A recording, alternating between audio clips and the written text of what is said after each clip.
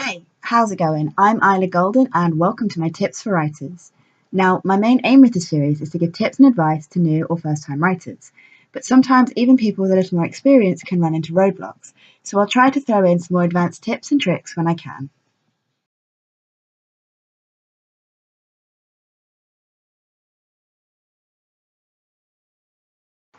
On this episode, we're going to be discussing the use of person and tense in writing. So let's start off by defining our terms here. Tense dictates the form verbs will take to establish when an event is occurring. This comes in three primary forms: past, present, and future. Most stories tend to be written in either present or past tense.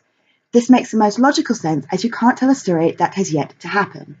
However, future tense can be used as a great tool within writing your story to establish character motivations and goals. Person refers to the point of view your story is being told from.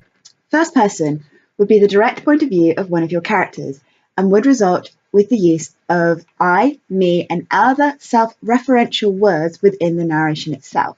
Third-person narration places the narrator as an outsider looking in and not a character themselves within the story. A third-person narrator can take an omnipotent overseeing role within the story, where they see and know everything, or they can be sat directly behind one or more of the characters, where they see and know only what the characters do themselves. A second-person narration is where the narrator is telling the story directly to someone, whether it be the reader or another character within the story. So now that we've defined our terms, why are they important in storytelling? Well, in short, these are the things you need to consider when telling your story in order to make the story you're telling clear and easy to follow. Yes, it is possible to play with tense and person within a single story, but this is not something I would advise for anyone just starting out, as even more advanced writers can struggle to pull this off well.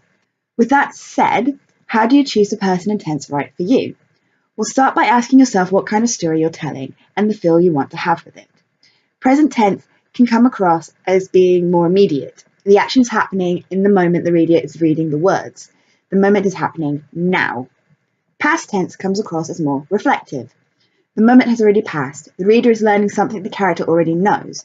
Depending on the kind of story you're telling, the tense can help establish pace. Although it is more than possible to have fast-paced stories told in past tense and slow-paced ones told in present tense with its more immediate connection to the action can feel like things are moving faster and vice versa.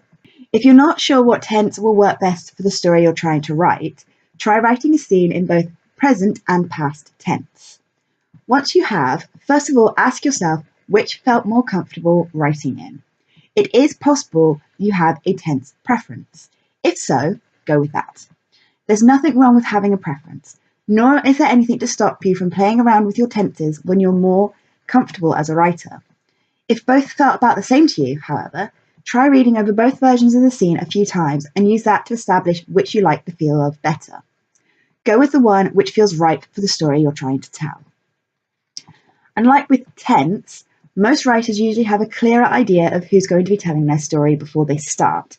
But if you don't, that's okay too. Just like with choosing which tense you want to use, try writing out the scene using one of the different persons and see how it feels. You may also want to combine these two exercises, playing with both tense and person at the same time. This could be a good way to find the exact style in which your story wants to be written. As you grow as a writer, you may find yourself using particular tenses and persons more and more often, and that's okay.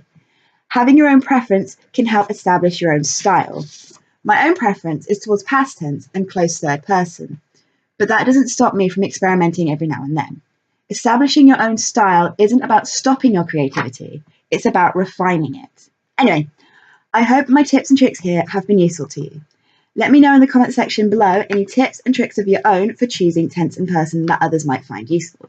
Because remember, there's no right or wrong way to write a story. It's about finding the way that works for you and enjoying the process.